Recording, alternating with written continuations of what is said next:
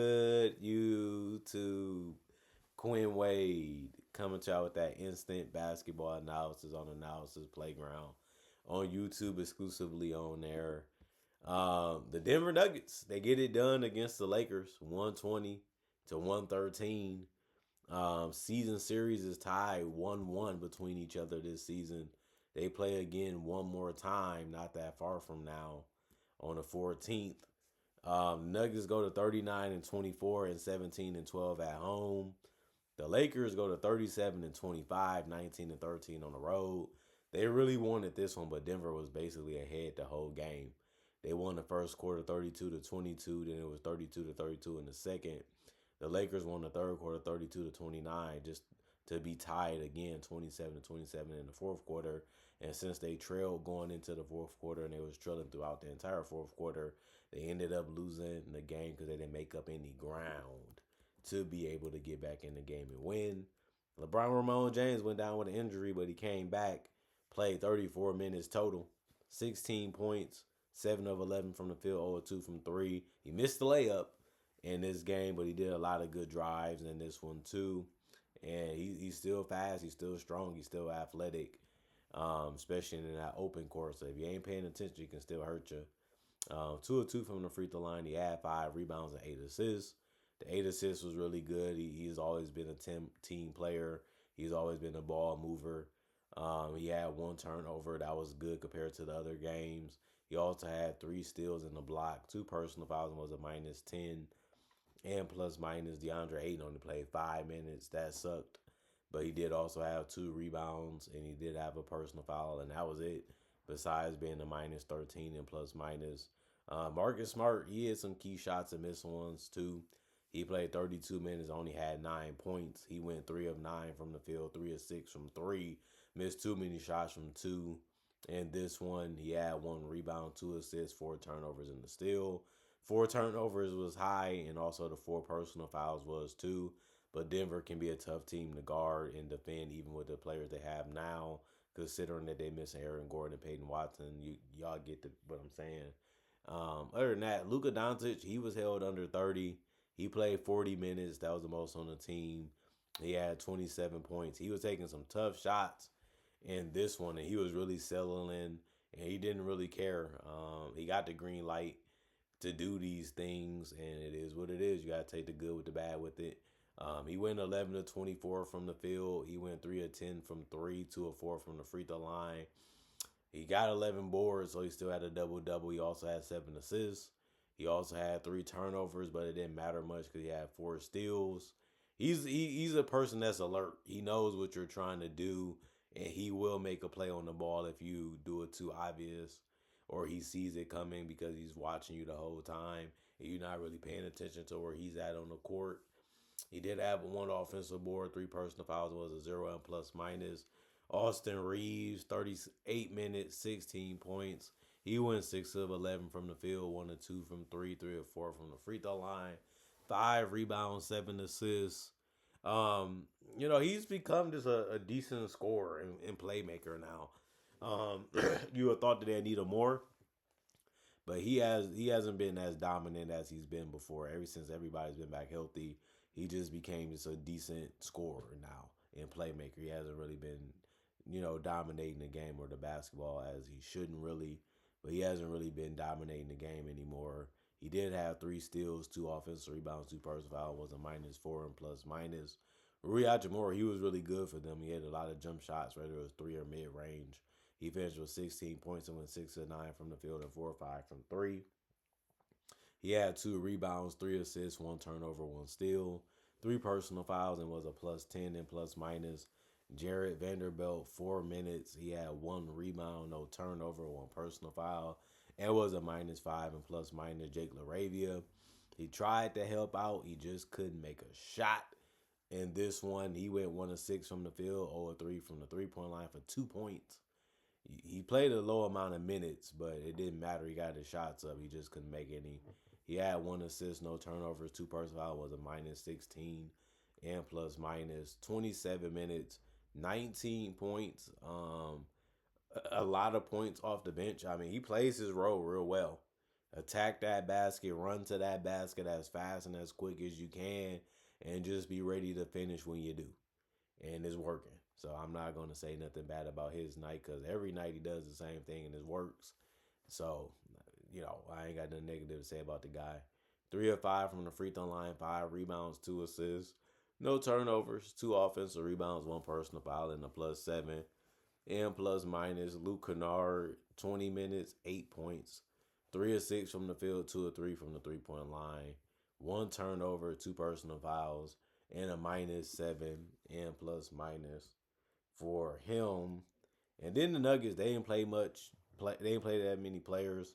Zeke Naji, 24 minutes. He was the only starter not scoring double figures in points for the Nuggets. He had 5. He had 2 or 4 shooting from the field, 1 or 2 from 3. He happy that he made a 3, but he is also a big guy, so he can finish in the paint real easy if you find him. 5 rebounds, 1 assist, 1 turnover, 1 steal for him. 1 offensive board, 3 personal fouls, a 0 and plus minus. Nikola Jokic, 38 minutes, 28 points, 10 of 15 from the field. He missed his only 3. Good thing he didn't take a lot because it really wasn't necessary or needed for him to do that. He read the defense very well in this one, and he was just a tough cover for them sometimes. He did also go 8 of 8 from the free throw line. He did have 9 turnovers. That's too many for Jokic. Jokic usually doesn't turn the ball over that many times. They caught him a lot in this one. And sometimes he just made it obvious that he was trying to pass. And that's something he's been doing since he came back from the injuries. He's been making it too slow, or he's just making it too obvious to what he's trying to do. 12 rebounds, 13 assists, 1 steal, 1 block, 3 offensive rebounds, 4 personal fouls, and a +6 and plus minus. Jamal Murray, 38 minutes, 28 points, 8 of 17 from the free field. He went 5 of 9 from 3, 7 of 7 from the free throw line. He made some tough ones in this one. He can really score and he can really shoot that basketball. I have been impressed by how Jamal Murray has played and how he has been attacking defenses all season. He don't care what type of shot he's taking. He feels confident in anything this year, and he's been knocking them down too. So I got to give him his credit on that. 4 rebounds, 7 assists, 2 turnovers, 3 personal fouls, +9 and plus minus. Christian Braun, 40 minutes, that ended up being the most on the team. He had 15 points. He went 6 of 12 from the field, 2 of 6 from 3, 1 of 2 from the free throw line. He had 5 rebounds, 4 assists, 1 turnover, no personal fouls, and the +8 and plus minus. He can score that basketball. If you don't pay attention to him, he will punish you because he's just that athletic. He's just that good of a shooter, and he's just that good of a guy that understands what he's out there to do. Julian Strother did the same, 29 minutes, 18 points. He went 6 of 10 from the field, 2 of 5 from 3, 4 of 5 from the free throw line, 2 rebounds, 2 turnovers, 1 steal. He had 4 personal fouls and had been a -1 and plus minus by the end of the game. Good game from him. Good shot selection, good patience, and just good court awareness for him. Jonas Valanciunas, 10 minutes, 4 points. He scored all of them at the free throw line. Helped on the boards with 4, 1 assist, 2 turnovers, 1 personal foul, 1 offensive rebound, a +1 and plus minus. Tim Hardaway Jr., 26 minutes, 14 points. That was the most off the bench. He was the only guy to score in double figures off the bench. He did go 4 of 7 from the field and 2 of 4 from 3, and 4 of 5 from the free throw line. This has been a good season from him.